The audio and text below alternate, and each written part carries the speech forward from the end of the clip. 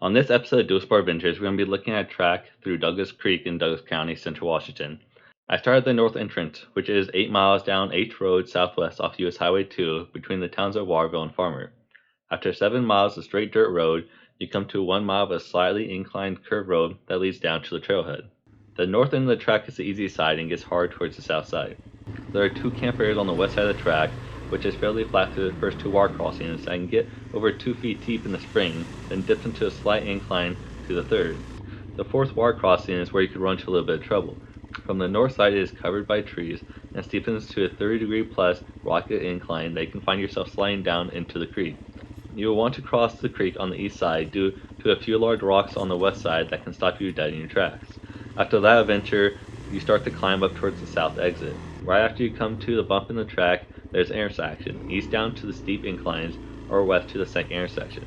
If you go west to the second intersection, you can go on the middle track, which is partly washed out, or on the west track, which is switchbacks, which is the easiest way out. There's a few campsites scattered along the track at the south entrance.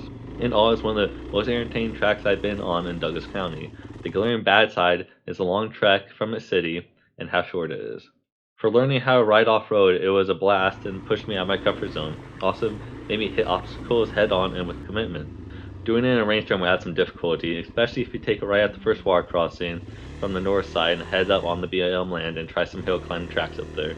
I would not recommend this track to street bikes or classic adventure bikes due to the steep inclines which they could die on and the water crossings risk to drown them, nor motocross bikes due to them having to be street legal on this track. Yes, I've been pulled over on this track and checked. I also had service on this track, but recovery would be costly due to a long trek to this track and even more if you get stuck between the 4th water crossing and the south side inclines. Be sure to like and subscribe and comment below about some awesome tracks in Central Washington. That'd be cool to check out. Thank you for watching. Now get out and explore.